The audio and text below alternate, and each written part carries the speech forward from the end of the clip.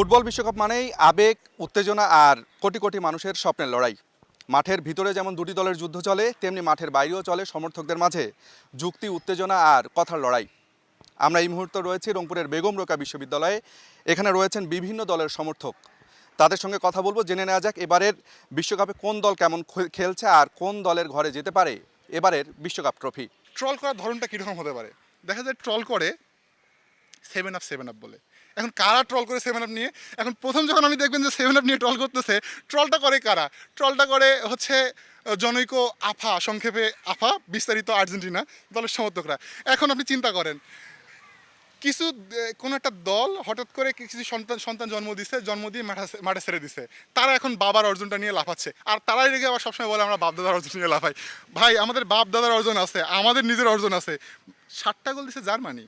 হঠাৎ করে দেখি, সেদিন আমি যাচ্ছি, হঠাৎ করে দেখি আমার এক বন্ধু ওই যে পাশে দাঁড়ায় আছে, আর্জেন্টিনান জার্সি পরা। ও হঠাৎ করে আমাকে সেভেন আপ বলে চিৎকার দিল। এখন আমি যখন অবাক হলাম যে ভাই, হঠাৎ করে দেখি জার্সিটা দেখেন জানি একটু ওই বিয়ে বাড়ির সামিনার মতন একটা জার্সি। আমি অবাক হইলাম যে আচ্ছা, জার্মানি তো দিছে 7টা গোল, ওরা হচ্ছে আমাদেরকে সেভেন আপ বলে খেপাচ্ছে কেন? পরে হলো যে না, বাবার অর্জনে ছেলের অবশ্যই দাবি আছে। এখন সেদিন যখন হচ্ছে ব্রাজিলের সঙ্গে জাপানের খেলা হইলো, আমরা খেলা দেখতে আসলাম সবাই। হঠাৎ করে দেখি বাংলাদেশে হচ্ছে জাপানের এত সমর্থক। অবাক হয়ে গেলাম যে বাংলাদেশ কখন জাপান হয়ে গেল। হঠাৎ করে দেখতেছি, আবার বলতেছি কি, মেট্রো রেল তৈরিতে জাপানের বিশাল একটা ভূমিকা আছে, যার কারণে আমাদের নৈতিক দায়িত্ব জাপানকে সাপোর্ট করা।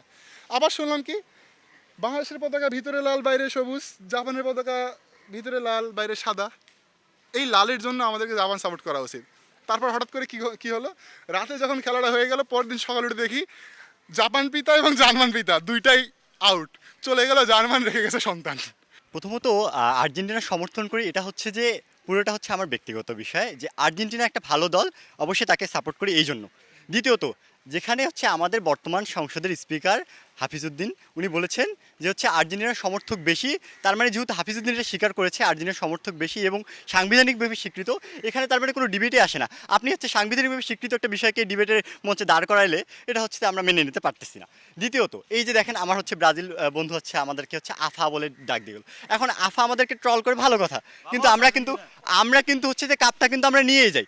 এখন দেখেন তারা হচ্ছে ট্রল করলো আমাকে কি বলে, যে হচ্ছে বাবা হচ্ছে যে আমরা জার্মানিকে বাবা মানতেছি, কিন্তু যখন হচ্ছে যে আমাদেরকে হচ্ছে যে গোল দিয়েছিল হচ্ছে যে 2009 সালে যে গোল খেয়েছিলাম আমরা হচ্ছে যে 6টা গোল খেয়েছিলাম, 2014 আগে কিন্তু তারা আমাদেরকে বলতো 6টা গোল নিয়ে পচাইতো, তার মানে তারাও হচ্ছে তখন হচ্ছে তাদেরকে বাবা স্বীকার করতো, ওইটা নিয়ে আমাদেরকে পচাইতো। তো আমরা এখন হচ্ছে যে আমরা এটা বলতেছি, ট্রল করতেছি। তো ট্রল করার বিষয়টা ট্রলের জায়গায়। হ্যাঁ, এখন আপনি হচ্ছে যে দেখবেন যে হচ্ছে যে ব্রাজিল সাপোর্টার যারা আছে তারা একটু বোঝে কম, চিল্লায় বেশি।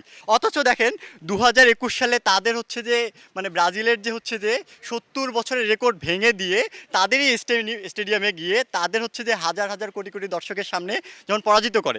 আবার দেখেন 2000 হচ্ছে যে এই যে মানে বিশ্বভাইয়ের যে কোয়ালিফাই যে ম্যাচগুলো আছে, মানে তখনও হচ্ছে যে 4 গোল দেয়, সেই ব্রাজিল সমর্থক এসে আমাদেরকে ট্রল করে। তাহলে আমরা এই ট্রলটা আসলে মেনে নিতে পারি না, যে তারা সেভেন আপটাকে হচ্ছে যে এত ভয় পায় কী কারণে। ট্রল তো ট্রল, সেটা সবাই করতে পারে। আপনারা ট্রল করলেই বাবা দাদা এইগুলো নিয়ে আসেন, অথচ আপনারা বাপ দাদার সম্পত্তি নিয়েই হচ্ছে যে বেশি মাথা ঘামাঘামি করেন। জন্মের পর থেকে তো একটা কোনোদিন কাপ দেখলেন না। হ্যাঁ, বাংলাদেশের মতো দলের কাছে তারা হচ্ছে যে আন্ডার 14-এ হচ্ছে হেরে যায়। একটু কথা বলতে চাই, এইদিকে আরও অনেক সমর্থক রয়েছেন।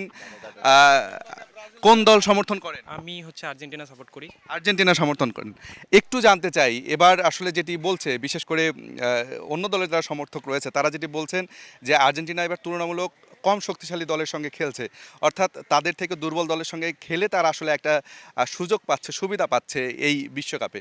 একজন সমর্থক হিসাবে এই ব্যাপারটিকে কিভাবে দেখবেন? সমর্থক হিসেবে আমি বলতে চাই, যারা এই কথাটা আসলে বলতেছে যে হচ্ছে সহজ প্রতিপক্ষ পাচ্ছে আর্জেন্টিনা, আসলে আমরা যদি গ্রুপ পর্বের দিকে তাকাই, এখানে কাদের থাকার কথা ছিল?